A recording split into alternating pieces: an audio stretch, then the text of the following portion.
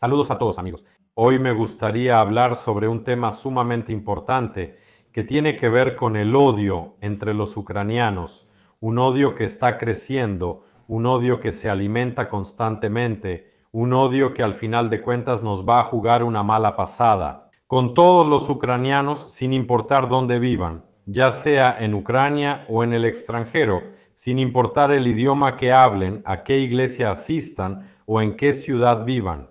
Eso no tiene absolutamente ningún papel, porque hoy en día, lamentablemente, el único idioma que habla la gran mayoría de los ucranianos no es el ucraniano ni el ruso, sino precisamente el idioma del odio. Cuando algunos ya están listos a dejar de lado toda su humanidad, que están dispuestas a derramar su veneno y odio sobre otras personas, desconocidas para ellas solo por la diferencia de opinión con lo que tienen en la cabeza. Así es como funciona hoy en día. En principio, no importa lo que digas en la televisión, lo que digas o escribas en internet, o con quién hables en la calle, absolutamente no hay diferencia. No importa lo que escribas o de qué lado estés, vas a recibir odio. Consideremos esto incluso con el ejemplo del problema con el TTSK. Si escribes, digamos, en internet, si dejas algún comentario sobre que los del TTSK están excediendo sus facultades, deben ser castigados por eso de acuerdo con la legislación ucraniana vigente. En respuesta, recibirás información de que eres un maldito evasor, que eres un cobarde, que eres un agente ruso y que eres un flojo. Y esperas a que Ucrania se rinda. Por otro lado, si escribes que el centro de reclutamiento militar está haciendo lo correcto, todo lo que hacen, sí, porque están reponiendo el recurso de movilización y así, sucesivamente, también recibirás odio de la misma manera. Sobre que eres un caníbal, sobre que apoyas un régimen criminal, 5, 10, bueno, en general, muchísimos.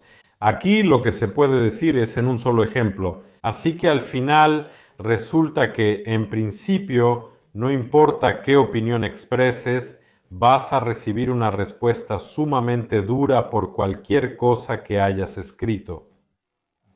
Mucha gente no puede lidiar con esto. Si hablamos de mí, a mí me da igual, ya estoy acostumbrado a este odio en internet. La gente piensa que es anónima en la red, la gente piensa que es impune y de esa manera reflejan, sacando todo ese odio hacia afuera. ¿A qué llega esto? Esto llega al punto en que el odio simplemente crece. Sí, esa tensión interna sigue creciendo y golpea a las personas no menos que los misiles rusos. Y estoy 1.000.000% seguro, que incluso debajo de este video habrá comentarios totalmente inadecuados, que encontrarán algo a lo que aferrarse, encontrarán algunas palabras, encontrarán algún hueco para agarrarse y escribir que aquí también estoy equivocado, así es. Y eso será simplemente otra confirmación de que esto es verdad. También hay un problema. Así que hoy en día esta polarización de Ucrania, la división en diferentes castas, la división por el tema del idioma, por el tema territorial, quién vive dónde, por la religión, comer o no ensalada Olivier en Año Nuevo. Aquí también hay un matiz que solo profundiza este problema. Se llama el bloque de poder. Y si una persona escribe en internet que el TTSK hace bien y que es correcto que ilegalmente, recuerden, atrapan a la gente, los meten en camionetas y se los llevan a algún lado. Y no importa después qué pasa con esas personas, porque con esas ideas nadie va a luchar a nivel sistémico. De hecho, esas ideas se apoyan. Si alguien escribe que los TSK son unos demonios y que deben ser castigados porque violan la Constitución, los derechos humanos, el Código Penal y así sucesivamente, por eso incluso pueden ir a visitarte y decirte que no deberías escribir esas cosas. Por eso la mayoría de esas opiniones se expresan abiertamente desde el extranjero. Y esto sucede por una razón muy simple, porque diciendo eso dentro de Ucrania, puedes encontrarte con alguna respuesta dirigida. Por supuesto, la mayoría de la gente no quiere eso, a menos que tengan algún tipo de protección, si no tienen a nadie respaldándolos. Creo que también está claro en qué puede convertirse esto. definitivamente puede convertirse en una desestabilización total, no solo del frente, sino en general de todo el país. Y sobre esto, a su vez, hace poco habló abiertamente el excomandante Valery Zaluzny, quien dijo que sí, en Ucrania podría haber una guerra civil. Él mencionó sus razones, pero seamos honestos, la principal razón será este desequilibrio en lo que está permitido, en la permisividad dentro de Ucrania. Cuando las personas en algún momento se dan cuenta de que pueden decir, pueden transmitir todo lo que quieran, incluso si eso viola la Constitución, la legislación ucraniana y así sucesivamente. ¿Por qué? Por una sola razón también, que hoy en día en Ucrania no hay supremacía de la ley ni un funcionamiento normal de las leyes. Hay iguales, pero hay más iguales, hay mejores, hay peores.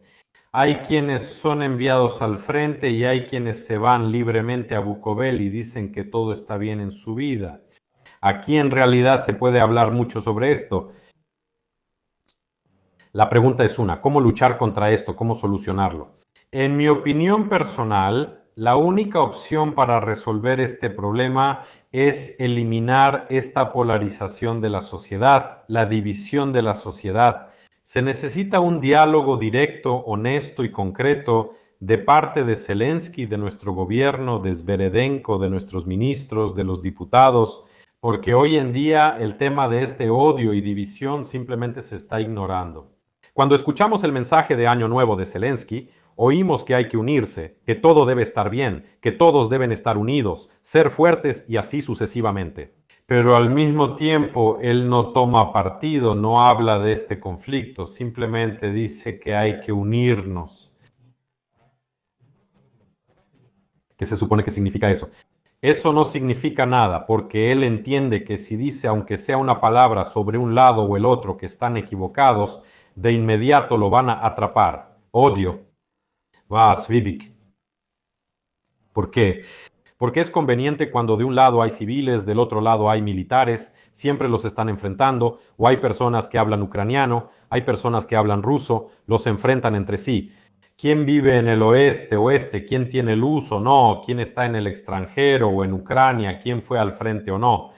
Y aquí hay muchas divisiones. Al mismo tiempo, todo el poder está por encima de esto.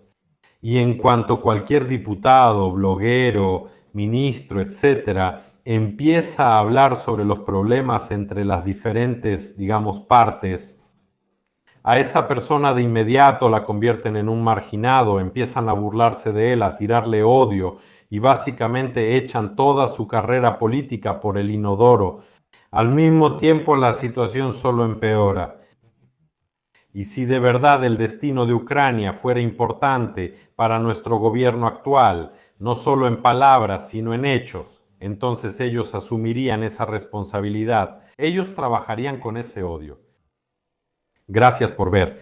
Tal vez deberían explicar que quienes están en el extranjero o en la retaguardia no son enemigos de quienes están en Ucrania o en el frente. Quien habla ucraniano no es enemigo de quien habla ruso y viceversa, porque todos son ciudadanos de Ucrania. Y de la misma manera, absolutamente no importa quién come ensalada Olivier en Año Nuevo y quién no la come, quién come carne en la víspera de Navidad y quién no la come.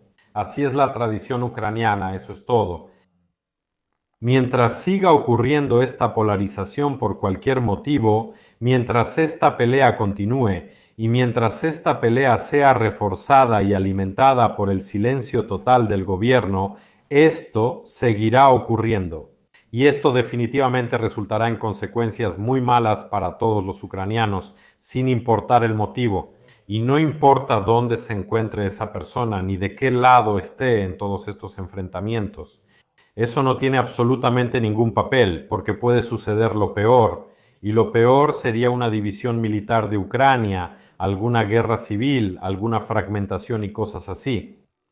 ¿Serán más felices los ucranianos de habla ucraniana si desaparecen todos los de habla rusa? Creo que no, eso no cambiará la vida de los ucranianos de habla ucraniana. ¿Serán más felices, por ejemplo, todos los militares si todos los civiles también se vuelven militares? Yo creo que tampoco serán más felices, en realidad eso no cambiaría nada. ¿Serán más felices todos los que están en Ucrania Si todos los que están en el extranjero regresan a Ucrania, probablemente tampoco, sí. Y, en mi opinión, lo que debe hacer cada persona es primero cuidarse a sí misma y segundo, no dar consejos que nadie ha pedido, aunque ahora mismo yo mismo lo estoy haciendo. Y pues ocúpense de su propia vida, amigos. Si se ocupan de su propia vida, lo más probable es que no tengan tiempo para meterse en la vida de los demás. Entonces, en mi opinión, el año 2026 será el año de la total unificación y la eliminación de estas barreras. Sí, que de hecho la gente misma se inventó.